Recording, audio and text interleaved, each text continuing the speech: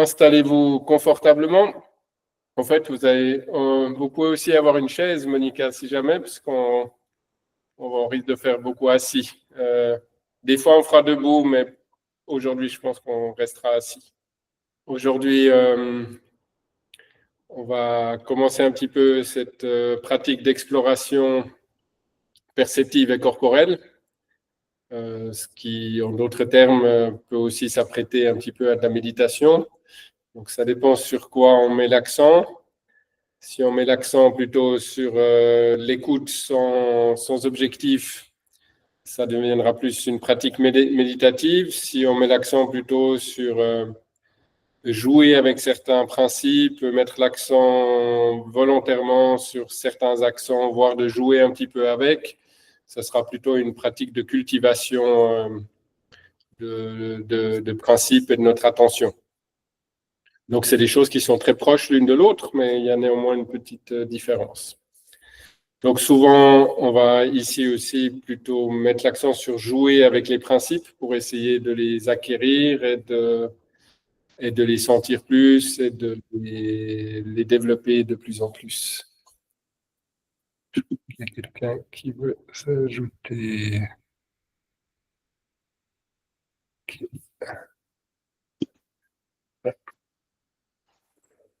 Bien. Donc, par rapport à ce... Donc, aujourd'hui, je vais redonner encore aussi quelques indications un peu plus théoriques quand même, mais plus tard, pour le lancement qui aura lieu le 1er octobre, le lancement officiel du cours, qui va durer de manière indéterminée normalement. Je vais préparer 2 vidéos gratuites aussi d'explications un petit peu plus théoriques sur les principes avec lesquels on explore, un petit peu sur la verticalité, ce que c'est le champ perceptif, etc. Il y en a qui ont déjà entendu parler de ça avec moi ou peut-être avec d'autres personnes. Donc, je ferai un petit contenu théorique aussi que vous pourrez du coup regarder séparément et à votre rythme pour que ensuite ces soirées qu'on passe ensemble soient plus dédiées à la pratique qu'à la théorie pour pratiquer ensemble avec une guidance de ma part. Néanmoins, ça n'empêche pas que des fois, à la fin, si vous avez une question, vous pouvez poser une question aussi, et puis si on a encore le temps, et puis aussi, je vais de temps en temps expliquer un petit peu plus certains éléments. Allez, commençons la pratique. Donc, pendant que j'explique, vous pouvez déjà essayer un petit peu de sentir les choses, et puis après, à un moment donné, j'expliquerai un petit peu moins de manière soutenue, et je donnerai plus des indications, ce qui vous aidera aussi à rentrer un petit peu plus dans l'ambiance de la pratique. Donc, la première chose qu'on veut, c'est d'essayer de prendre un petit peu conscience de notre champ d'attention. Au moment où je regarde un objet, mon champ d'attention se concentre et prend une forme particulière en direction de cet objet. Si je retire mon attention pour essayer d'être loin d'un objet ou de quelqu'un ou de quelque chose, je déplace un peu mon champ d'attention, je le retire et je l'élargis, je l'étale, etc. Donc, ce qui est intéressant, c'est de commencer à prendre un petit peu plus conscience que notre champ d'attention, il a un volume, une forme, une texture, une mobilité ou une fixité. Plus on apprend à être conscient de ces éléments, plus on va pouvoir laisser cette bulle, quelque part, se répartir de manière plus organique. Et quand elle se répartit de manière plus organique, elle va beaucoup plus englober l'ensemble de mon corps de manière tout à fait naturelle. Et plus elle englobe l'ensemble de mon corps, donc surtout aussi la partie arrière, qu'on oublie très souvent, vu que nos sens sont toujours orientés vers l'avant, les oreilles vont vers l'avant, les yeux vont vers l'avant. Donc, quelque part, notre bulle, elle a une tendance à être un peu déséquilibrée vers l'avant en général. Donc, de prendre conscience plutôt, par exemple, de la distance entre moi et le mur en arrière peut beaucoup aider à rééquilibrer un petit peu mon champ d'attention qui est souvent en déséquilibre avant. Donc, à partir du moment où mon champ d'attention devient un petit peu plus dégagé de mon intention et de ma volonté, il peut recommencer à être un petit peu plus flottant, et quand il flotte, il va justement plus naturellement englober l'ensemble du corps, et ce qui va permettre au corps de pouvoir faire tous ces milliards de micro-ajustements qu'il a besoin pour maintenir l'équilibre du corps, l'équilibre pour maintenir la verticalité, pour pas juste s'effondrer comme une flaque. Naturellement, notre énergie vitale cherche à s'ériger et se verticaliser. La gravité nous empêche de nous expanser à l'infini. Et donc, ce jeu entre la gravité qui écrase et notre vitalité qui s'exprime, c'est ça qui crée finalement notre équilibre. Donc, plus on laisse notre corps libre et non engagé dans un processus perceptif choisi et intentionnel, plus le corps va pouvoir bouger à l'intérieur de cette bulle d'eau, un petit peu comme cette bulle d'attention, comme si c'était une bulle d'eau, comme si nous étions un poisson qui flotte dans son aquarium. Et si mon aquarium prend une forme qui ne m'inclut pas le corps du poisson, le poisson ne sera pas très heureux. Et c'est un petit peu la même chose pour notre corps. Donc, on va essayer, c'est ça que j'appelle, moi, une cultivation de la conscience perceptive, c'est d'apprendre à plus être conscient de la forme de notre bulle et d'apprendre à bouger cette bulle et sentir les effets de mouvement de cette bulle ou les effets de la libération qu'on peut faire de cette bulle pour qu'elle soit simplement libre et flottante. Voilà les principes fondamentaux pour cette pratique-ci. Et ensuite, une fois que la bulle a commencé à reprendre de l'espace, on va essayer de laisser le corps bouger dans cette bulle-là, c'est-à-dire qu'une fois que ma bulle, j'ai l'impression qu'elle est plus équilibrée, je vais essayer de faire en sorte que mon corps puisse bouger dans toutes les directions librement, justement pour que quand le corps cherche constamment à rééquilibrer son équilibre, et qu'il est contraint de changer tout le temps son équilibre parce qu'on respire, parce qu'il y a des processus à l'intérieur du corps, parce qu'il doit faire des micro-mouvements pour soulager certains tissus corporels. Et du coup, ça va permettre que le corps puisse faire tous ces petits ajustements tout seul sans devoir créer des tensions pour retenir et s'empêcher de tomber. Parce qu'imaginons si je suis en train de tomber ici, ben, mon corps va créer un tas de tensions pour m'empêcher de tomber. Et puis si après je tombe dans l'autre sens, il va créer des tensions dans ce sens pour pas que je tombe.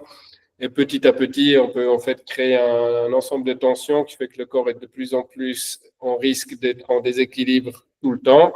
Et du coup, il a de plus en plus tendance à se contracter pour éviter de tomber. Et c'est nous ce qu'on va essayer de changer. Et on va essayer de redonner de la place pour que notre corps puisse simplement flotter dans son espace vital et pouvoir vivre tranquillement. Voilà, ça c'était pour la petite portion un peu théorique soutenue. Maintenant, je vais vous guider un petit peu dans la pratique de cette exploration et ce sera du coup un petit peu moins... il y aura moins de verbiage. Voilà. Voilà. Bien. Donc, première chose, c'est d'essayer de vous rendre compte dans quelle tendance va votre bulle d'attention. Est-ce qu'elle est plutôt en avant? Est-ce qu'elle est plutôt vers le bas? Est-ce qu'elle est plutôt vers le haut? Est-ce plutôt vers l'arrière? Et juste simplement essayer de sentir un peu la direction. Ça peut très bien être que ma direction serait un petit peu celle-ci. Alors, d'abord, j'habite cette direction. Je la vis pleinement. Je vais essayer de devenir intègre dans cette direction.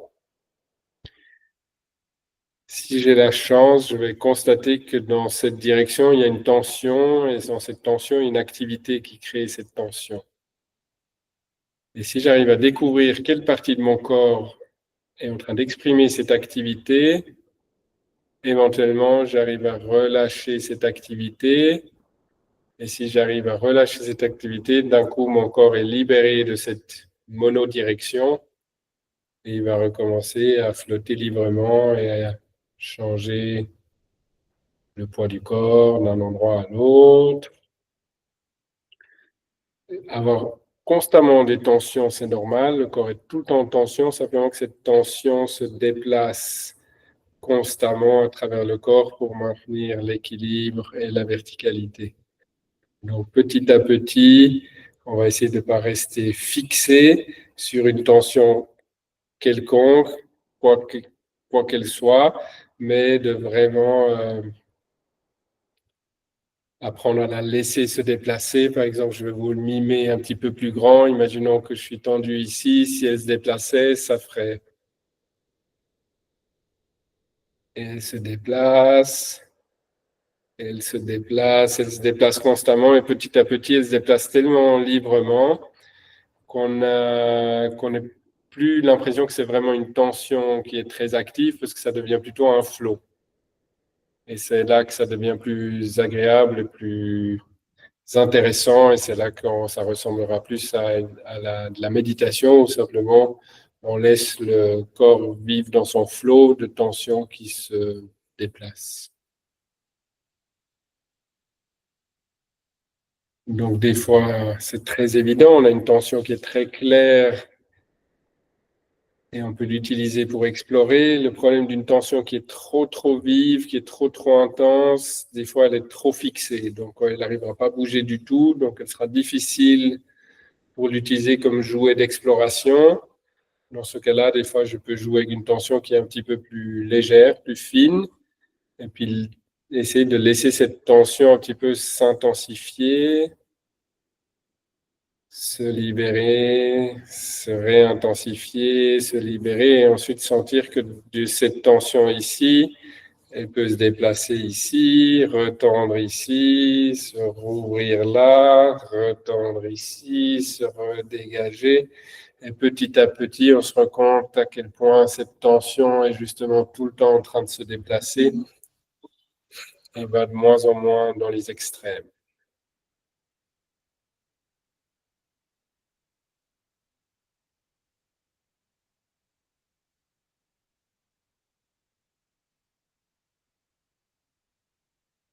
Si je n'ai pas particulièrement une tension sous la main à explorer, je peux toujours utiliser quelque chose qui est très intéressant. C'est d'utiliser, par exemple, le poids de mon corps qui va se regrouper dans un point d'appui du corps. Par exemple, ici, si je suis assis un peu plus à gauche, je vais très bien sentir une densité qui va se former dans ma fesse, dans ma hanche. Et cette densité, c'est le poids de mon corps qui a tendance à stagner. Donc, je peux utiliser ce poids pour essayer d'augmenter ce poids qui vient là pour ensuite le relaisser se distribuer et ensuite suivre les mouvements de redistribution dans toutes les directions. Et de même, d'un coup, je me déplace, ça compresse, ça diffuse, ça compresse, ça diffuse, ça recompresse, et petit à petit, à force de pratiquer et de jouer avec ça, de plus en plus, je suis capable de rassembler beaucoup d'énergie de mon corps qui va se compresser dans une zone spécifique et ensuite de la laisser se redéployer jusqu'aux confins de mon corps dans les plus petites parties pour ensuite se regrouper gentiment et se redilater. Et même petit à petit, la dilatation va bien au-delà du corps physique et puis elle va venir depuis bien plus loin que le corps physique pour se comprimer et de nouveau s'exprimer. Et petit à petit, on a de plus en plus un mouvement qui devient fluide, léger, spacieux, flottant comme si on était dans une bulle d'eau.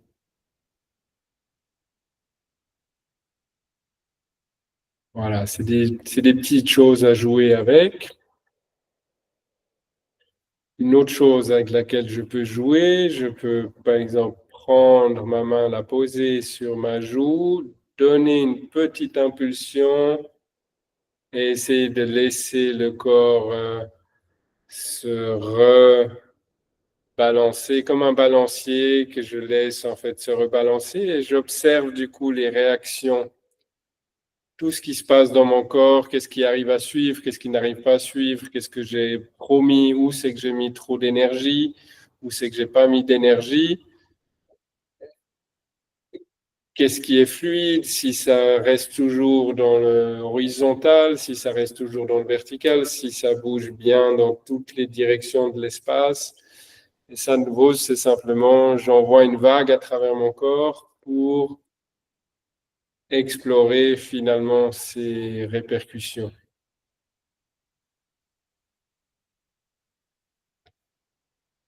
Une respiration peut être une vague que le corps m'envoie tout seul par son réflexe respiratoire. Hop, ça envoie une vague et ça repart.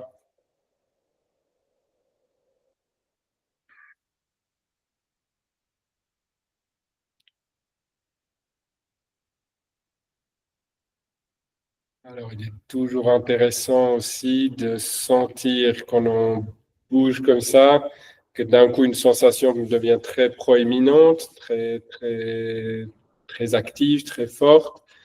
Et du coup, j'ai tendance à perdre ma sensation de verticalité, de la distance de ma tête et le plafond, de la distance entre mon bras et le mur, de mon dos et le mur derrière, qui sont pas des informations intellectuelles qu'on cherche à avoir. On ne cherche pas une résolution métrique de cette équation. On cherche simplement une tactilité qui se déploie grâce à ces questionnements.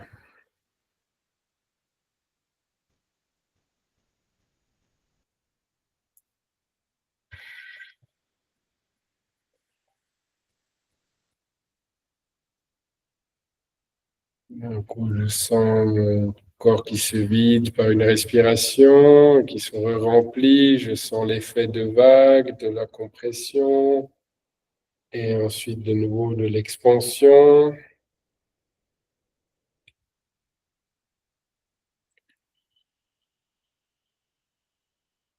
Sentir des endroits de mon corps qui veulent simplement se contracter parce qu'elles sont dans une tension chronique.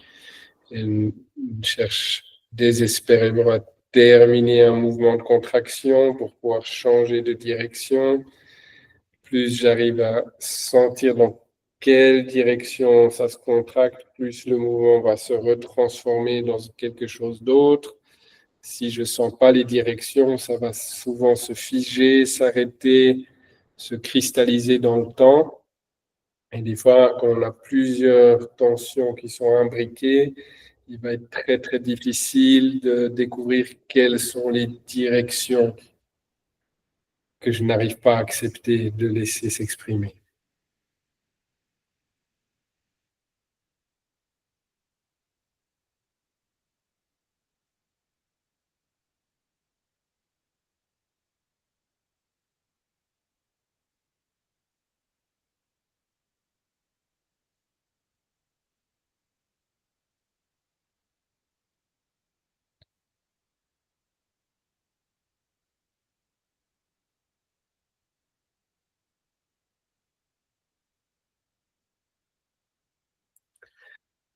Quand j'ai ma main qui est posée comme ça, par exemple sur mon genou, je peux vérifier est-ce qu'elle est écrasée, est-ce qu'elle est écrasée dans mon genou, elle est appuyée de tout son poids, ou est-ce qu'elle est disponible à pouvoir être relevée.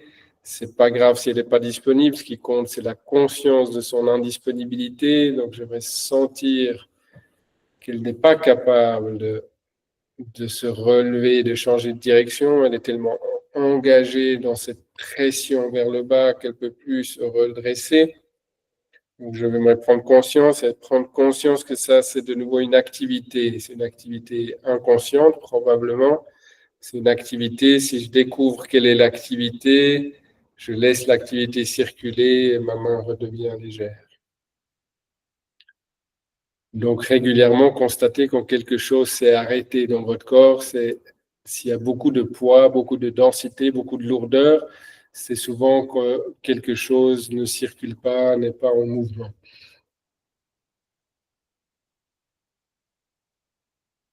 Alors, les mains, c'est très difficile d'avoir les mains qui soient pas, souvent on pose nos mains et puis après elles sont posées là. comme deux bouts de bois qui ont un certain poids, qui sont difficiles à mobiliser, parce qu'on a cette habitude d'abandonner des parties de notre corps, pas de les accompagner à se poser et à revenir, à se poser, à revenir, à se poser, à revenir, à se poser, à revenir, jusqu'à ce que ce mouvement de va-et-vient devienne tellement petit, tellement subtil qu'il disparaît de notre attention, mais néanmoins il s'est exprimé jusqu'au fin fond et aux confins de notre attention. Ce qui veut dire que plus tard, quand le mouvement redémarre, il peut reprendre ma main avec. Alors que si je l'abandonne comme ça ici, il ne peut rien prendre avec parce que la main, elle est simplement figée. Donc les mains, c'est difficile, mais c'est un magnifique endroit d'exploration.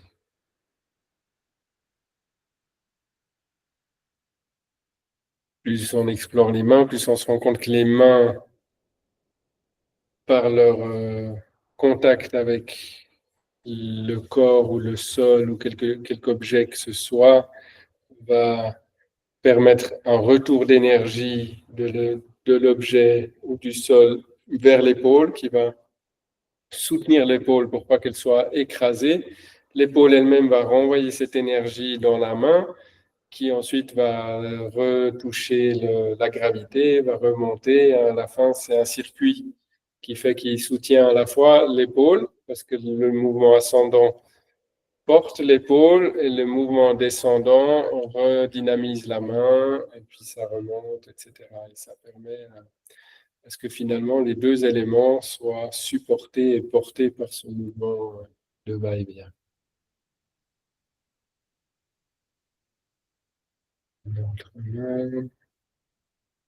Pour qu'une main puisse être légère, ce qui est très important, c'est que toutes les directions de chaque articulation soient libérées.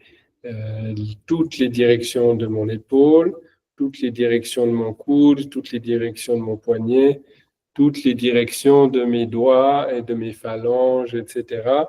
Parce que finalement, pour chaque mouvement, étant donné que le corps ne peut pas faire des mouvements qui sont tout droits, même si optiquement on a l'impression que c'est le cas, normalement, un mouvement, c'est toujours une série de demi-cercles et de demi-cercles qui sont appendus les uns aux autres. Et plus vous pouvez faire des combinaisons complexes de demi-cercles avec chaque articulation, plus votre corps peut faire des mouvements qui sont harmonieux, gracieux, cohérents et bien distribués corporellement. Hein,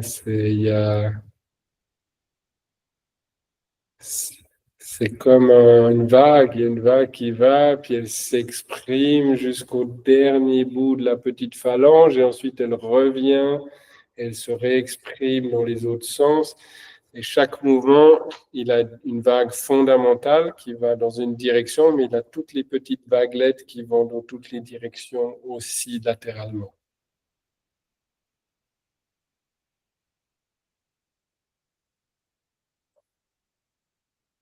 On connaît tous la sensation, puisqu'on a tous été se baigner dans de l'eau, et dans de l'eau qu'on en bouge, on sent bien tous ces mouvements de remous et de mouvements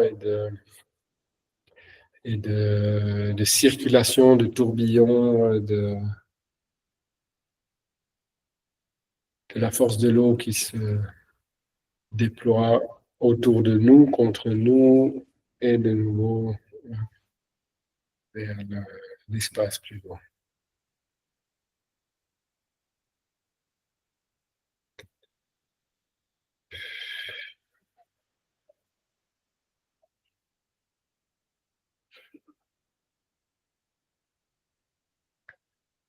Voilà, sentez vos coudes, sentez vos poignets, sentez les doigts, les phalanges, toutes les phalanges des doigts. Des très légers mouvements, c'est un mouvement plutôt que de dire je bouge mes phalanges, non, vous explorez l'espace autour de vos phalanges avec des phalanges, comme si vous caressiez une texture délicieuse et inconnue.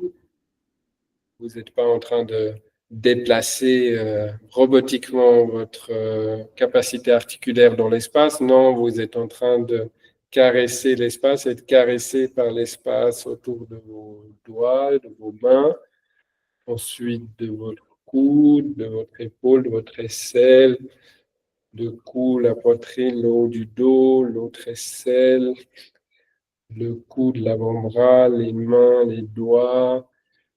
Ensuite, les deux épaules, ça descend le long du dos, ça monte le long de la nuque, ça vient s'exprimer au bout de la tête. La tête flotte dans l'eau, bouge et renvoie une vague qui descend, suit la colonne, descend dans la colonne jusque dans le bassin. Du bassin, le bassin bouge, ça transfère une onde de mouvement dans les jambes, ça descend dans les pieds, ça remonte dans les genoux, ça remonte dans le bassin, du bassin, ça remonte en direction des aisselles. Ensuite, de nouveau, ça active les coudes, les omoplates, les épaules, de nouveau le haut des bras, les coudes, les avant-bras, les poignets, les mains, les doigts de pied, les pieds, les chevilles. Voilà.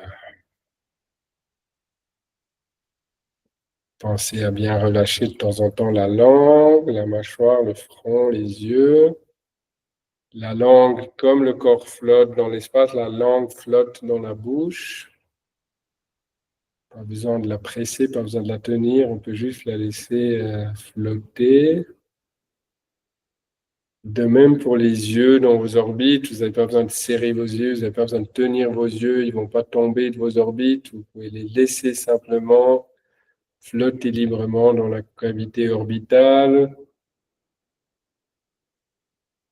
C'est la même chose, mais la sensation est plus subtile. C'est la même chose pour votre cerveau. Vous n'avez pas besoin de contracter, tenir, contenir, serrer votre cerveau. Vous pouvez simplement laisser votre cerveau se dilater dans la boîte crânienne, flotter.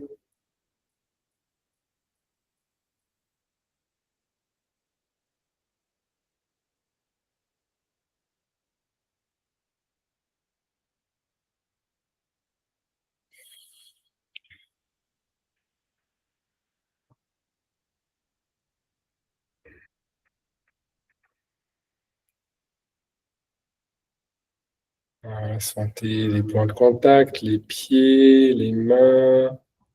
Est-ce que la main est enfoncée? C'est souvent le cas. Donc, si je sens que ma main est enfoncée, j'essaie avec mon attention de délicatement comment venir soutenir un petit peu le dessous de ma main pour qu'elle soit un petit peu moins lourde, pour que du coup elle s'enfonce un petit peu moins dans ma jambe. Et petit à petit, elle redevient un petit peu plus légère. C'est souvent difficile, c'est très vite qu'on a beaucoup de poids qui s'appuie.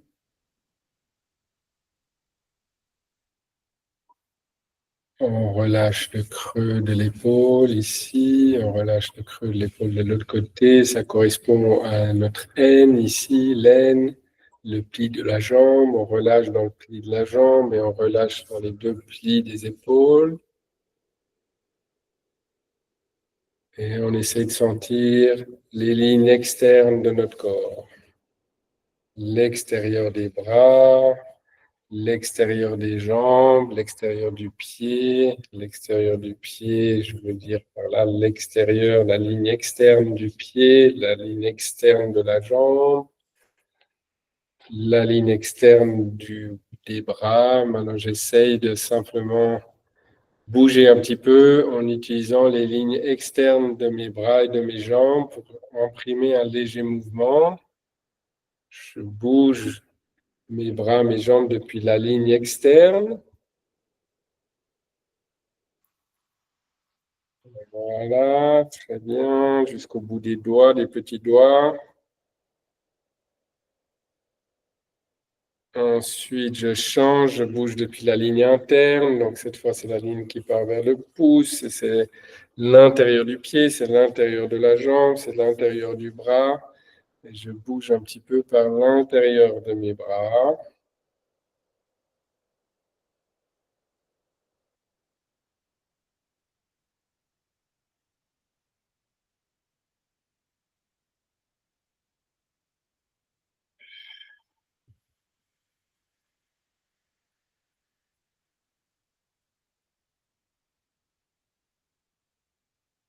Voilà, et finalement, je vais bouger un petit peu par l'intérieur des bras, un petit peu par l'extérieur, un petit peu par l'intérieur, un petit peu par l'extérieur. Changer, je passe d'un à l'autre, mais pas de manière totalement symétrique. Ça peut être à l'extérieur ici, à l'intérieur là, à l'intérieur là, à l'extérieur ici. Essayer d'avoir quelque chose qui soit assez imprévisible.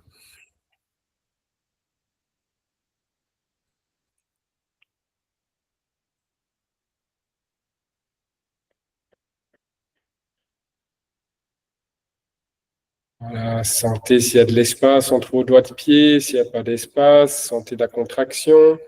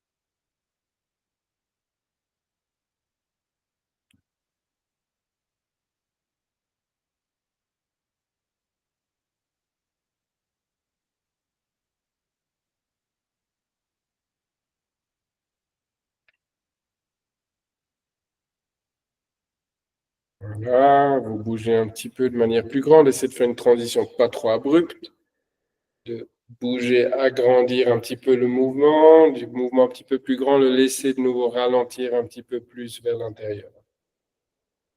Ça, c'est un principe qui est intéressant de cultiver tout le temps, de pouvoir passer de très large à très concentré à très large, de vite à lent, de lent à vite, et de pouvoir changer avec les extrêmes très rapidement et pas de faire juste vite, lent, mais de faire toute la, on va dire, expansée, contractée. C'est trop, ça c'est trop binaire. On veut avoir le changement, le dégradé entre les mouvements.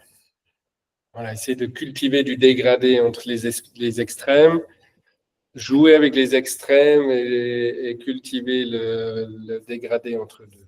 Voilà. Voilà pour la pratique du jour.